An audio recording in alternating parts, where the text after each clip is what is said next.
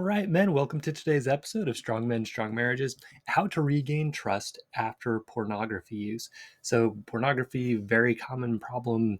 The majority of guys I work with either actively have a problem with pornography or at some point did. I'd say really 100% of the guys either currently or in the past have had issues with pornography. Um, and most guys, they don't want that to be part of their lives. But look, you need some skills and some ways to be able to break out of that. But also what we're talking about today is, man, it does hurt your wife. It does break her trust. And how do you regain that trust after you do, use pornography? So my name is Mike Frazier, MD. I'm a psychiatrist and marriage coach, and I help high achieving Christian men have more intimate marriages. So wins for this week. Guys are feeling strong and solid through difficult situations. So look, a lot of us think that to be happy in our marriage, our wife needs to behave differently. She needs to appreciate us more. She needs to have sex with us more. She needs to end the separation or divorce. She needs to trust us. But what we learn in the program is we can actually feel strong, solid, confident, even if she's not doing any of that. And this is real freedom. Okay. It also so happens that if you can do that, you become way more attracted to her than if you're just thrown around emotionally and mentally based on what she's doing or not doing. Okay. If you can't hold a strong frame, that's not that attractive to her. So a few weeks ago, I shared about this idea of the horse stance, where you get in a squat, you put your arms out in front of you in a circle. What I learned from a conference I went to is that that's the masculine frame, and that action of holding, is really being able to hold the emotions of yourself and your family. So if you can do that, feel strong, feel solid, feel confident, even when your emotions are up and down, or even when your wife's emotions are up and down, it just feels way better and it's much more attractive. All right. So really great win. Guys are enjoying Christmas together after separation. Man, that's huge. Seeing that big shift and that big win. What I want you guys to understand is usually this comes after a month, several months, sometimes even longer of putting down good seeds, of doing the right things. And then these awesome harvests come where, it kind of breaks through. And then your wife is kind of like, okay, yeah, I can trust that these changes are for real. It takes some time to get there, but if you will be consistent, you do get there. Guys are having that increased confidence in themselves, which is huge. When things are off with your wife, yeah, it can really do a number on your confidence. But guys are able to build that back based on God, based on their own trust in themselves, which is amazing. Guys are having improved relationships with family, not just their wife, but their kids, extended family, friends. Guys are speaking up for themselves more instead of just walking on eggshells, not expressing themselves. Super cool to see. Um, having great Christmas celebrations with family. And so this is coming out after Christmas, but I'm recording it kind of right after. But yeah, for me, the win, we had some really fun Christmas celebrations as a family. We got to serve our community, which was, my wife really heads that up. We do a dinner for people in our community and had them come by, and it was just really a meaningful experience for all of us to help some people out that could use a meal or just use some friendship on Christmas. So it was a great day for us. All right. So right now, as far as pornography use goes, probably what you're trying now is hiding it. Not you're telling yourself and others that it's not that big a deal. You're so this is one of my favorites. You're saying, oh, that was in the past, right? I don't have that problem anymore. That was a while ago. And then what I learned, because I used to tell this lie a lot when people would ask me, like a church leader would ask me, well, hey, did you use pornography? I'm like, oh, yeah, I used to, but not anymore. But the truth was, when I was telling this church leader that, I had used pornography like yesterday or like 2 days ago. But I mean, technically it was in the past, but but really it was an ongoing issue. But it's an easy lie we can tell ourselves and others. Oh yeah, that was a long time ago, or that's not an issue, that kind of thing. The other thing you might do is really beating yourself up about it. Really like, oh man, I'm such a loser, and I fell into it again, and I slipped up, and I lost my sobriety days, and that kind of thing, which is not effective, okay, in overcoming it or regaining trust, because Yeah, like it's good if you say, "Hey, I'm not gonna look at pornography," and then you tell your wife, "Oh yeah, I looked at it again." That is being honest, but what that tends to create is just this weird dynamic where, you know, she's kind of like your mom, or something like that, like checking on you, and just doesn't build like a particularly great relationship for the most part. Another thing guys will do is tell their wife kind of piece by piece about the problem. This is a big mistake. And I know where it comes from. You kind of want to protect her. You don't want to tell her quite everything that's happening. And so you're like, oh, yeah, well, I use pornography. And she's like, well, I'm glad you don't anymore. And then a few days later, like, well, actually, I looked at it a lot. And she's like, oh, well, okay, well, I'm glad it was in the past. And then you come again, you're like, well, it wasn't really that far in the past, like it was yesterday I was looking at it. So what happens when you go piece by piece like that is it actually loses trust each time. It gains trust in a way because you're being honest, but what it creates for her is just this sense of like, man, like what's coming next? What's he going to tell me next? That he's having an affair, that he lost all her money. Like, what's he going to bring to me next? It creates like a really destroys a sense of safety. Okay. So why this doesn't work is, the way you build trust is by making and keeping promises, and then having those promises verified. Okay. So when you hide what's going on, that breaks trust because you're not bringing it forward. Okay.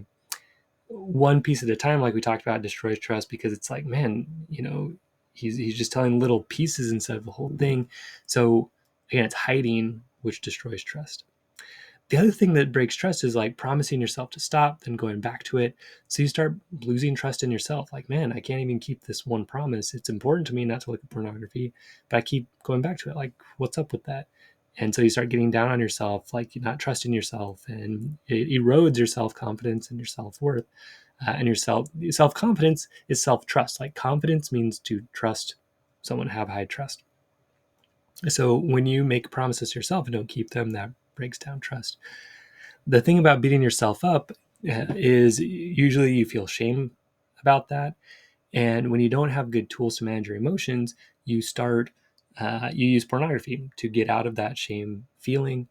And then you feel shame again, you use pornography to get out of it. And so it is this tough cycle. So that's why those things don't work and don't help rebuild trust, because if you keep falling in that same cycle, again, you can't trust yourself, your wife can't trust you, all of that. Okay. So what do you do instead? What you need to do instead is you need to be completely honest with yourself and your wife about your pornography use. Look, guys will ask me, man, do I really need to tell my wife about this? Do I not? What I tell them is you can expect your wife to be about as honest with you as you are with her. So if you want her to tell you what's going on with her, you should do the same. Also, again, like if you're hiding things, that's not real intimacy. Intimacy is knowing and being known. So if you want an intimate marriage and you won't let yourself be known, even the bad parts, yeah, you don't have a very intimate marriage. And so it's, yeah, you keep things kind of superficial, and okay, so you don't kind of create a conflict around it by hiding it. But what you miss out on is the great connection that can come through intimacy and through connection and through sharing these hard things. Okay. So what I recommend is, yeah, you go talk to her and you let it all out, everything. Okay. So a good way to cover all that would be the first time that you use pornography. Okay. So, when I was like 13. So for me personally, like the first time I saw it was 13, right? Last time that you looked at pornography, most recent. Frequency, how often were you looking at it? And then the worst. So again, first, last, frequency, and then worst use. Okay. The worst it got was, I was looking at, you know, whatever, something really bad, um, or maybe just the frequency is the worst. Yeah, it was to where I was looking at it every, multiple times a day, looking at it at work, whatever it was. Okay. So then what you need to do, right, is get help. Okay. So trust. So I like to say, con men understand that when you tell the truth about your faults, it actually does help you gain some trust. But what a con man then does is they keep doing that same thing that's wrong and hurtful. Okay. So stealing money, stealing your money, for example. They'll be like, oh, so I heard about this guy that would kind of seduce these women, and what he would do is he would tell them like, oh yeah, I've done some bad stuff in the past. I've been with these other girls that were married, and then they'd be like, oh wow, right? But it was a setup to kind of like plant that idea, and then he'd do the same thing to them. So that's like what a con man does. They admit their faults, but then they just keep doing them. So you, as a strong honest man, what you want to do is make the shift, right? Stop using pornography, use your sexuality in a way that you can be proud of. So you want to get help in a way that works for you. So some people do get great benefit from stuff like 12 steps or Sexaholics Anonymous. The feedback I've gotten from those things is, it's kind of defeating in a way, where it's like, oh, I'm an addict, I'm never going to be able to break out of this. To me, that's kind of depressing. Um, it's also overly focused on sobriety and streak tracking, which, you're just kind of like, don't think about sex, don't think about pornography, don't think about pornography, which paradoxically makes you think more about it. Doesn't work as well. So my cousin and I built together was a different system that's been really helpful for a lot of people, where it's more about integrating your sexuality, saying, okay, like I have my sexuality, how do I want to use it? Using that as the filter, and then building up emotional resilience. Because most of the time when you're turning to pornography, it's because you have an emotion that's hard for you to handle or allow. And so you turn to pornography to kind of get rid of that emotion. So what we work on is really building up that ability to feel anxious, to feel bored, to feel sad, okay? Being able to hold up that masculine frame again, right? Where we're just understanding this is part of my experience. I can allow these emotions without making a big deal about it. Okay. We also work on that mental strength element of, okay, like what thoughts or beliefs were kind of helping me generate that, or what situations could I adjust that will make it easier for me to stick to this commitment to use my sexuality in a good way. Again, like, stop using pornography is not as powerful of a goal as use my sexuality. When we have like a non-goal, so acceptance and commitment therapy would call that a dead person goal, meaning that a dead person could do that better than a living person. So like, don't use pornography. A dead person could do that better than a living person. They will never look at pornography because they're dead, right? So instead, hey, let me use my sexuality in a way that I can be proud of. Okay, a living person can do that than a dead person. A dead person can't do that. So another thought there. So yeah, I recommend using our process, the porn-free process, or at least give it a shot. If you want more information on that, you can join our email list. So visit strongmen.io, and we'll get you details on how to join that. It's included as part of the Strong Men, Strong Marriages program. Because again, it's such a common problem that guys have. We just want that to be part of it, and something you can share with your kids and all of that. So why does this work? So when you're honest, that leads to trust. When you can trust yourself and your wife can trust you, that leads to confidence. And that leads to a feeling of safety for yourself and for your wife in your marriage. So trust is the fruit of trustworthiness. If you want your wife to trust you after pornography use, you have to be trustworthy, someone that keeps his word. Okay. So using the porn-free process that we teach, it really gets to the root of the issues. It lets you integrate your sexuality, again, making a living person goal of, I want to use my sexuality in this positive way, building the skill to tolerate and hold and allow negative, difficult emotions without trying to escape them. And then we build in positive reinforcement and goal achievement, celebration, versus streak tracking and beating yourself up. So basically the way the porn-free process works is you have the urge to view pornography. You get good at just tuning into your body, tuning into those emotions, allowing those emotions, whether that's just sexual arousal, or if something there behind that's like anger, frustration, anxiety, shame, right? You just get good at letting those be in your body. Then you get good at looking at the thoughts that might be driving that. And then, yeah, when you let that urge to view pornography pass without acting on it, you reward yourself. You can make a mark on your phone. We use an app called Tally. You can put a bead in a jar, something that just like tells your brain, hey, like, good job, you did that. And then you just try to do that 100 times. So That's it, right? So we're counting up instead of down. We're not streak tracking, where typically that'll build more anxiety, make you more likely to use pornography. So why this works too is like if you share this new strategy with your wife, like, hey, instead of being like coming to you whenever I mess up or slip up, I'm going to come to you and tell you when I win, like when I go through and don't use pornography. And I'm going to share with you how many times I've gone through this process and been able to act without it. Or if I do look at pornography, I can share some of those lessons with you if you want to know kind of what I learned about what emotion I was managing. So you just turn those quote unquote slip ups, which again I don't like that term, just say, yeah, I looked at pornography and here's why, here's what I learned, here's kind of how I'm going to look at that differently next time. It's not about beating yourself up, it's just about learning and counting up. Every time you process an urge without action on it, that's a win, right? So we just count those wins, try to get to 100 times. So again, you're not doomed to always look at pornography. You're not an addict with no hope. You're just someone that has a way of dealing with emotions that is not quite what you want it to be, which a lot of us have. So and the same process works for like overeating or overworking or other things that you might be doing to deal with emotions that are not quite how you want to manage them. All right. So what skills do you need to do this? You need trust, honesty, integrity, and those are the biggest ones. You need self-esteem, self-confidence, and self-worth. Again, so you don't beat yourself up for your mistakes, but you can just say, hey, like I'm a person, I'm going to make mistakes, I can learn from them.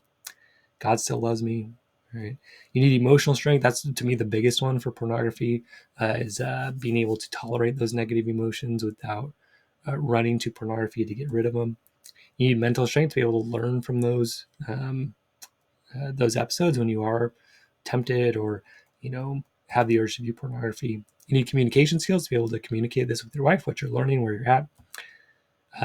Then you need intimacy integration, right? So your sexuality, you need to integrate that, and then being able to move that sexuality towards your wife in a really fun, positive way.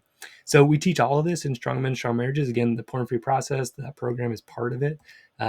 So yeah, if you want to build a stronger marriage and rebuild trust after pornography use, because like pornography use can be part of it, but there's more to make a great marriage than just like overcoming pornography. So that's why we include it as part of the program. We want you to have a great marriage that also, you know, doesn't include pornography if that's something you want to eliminate.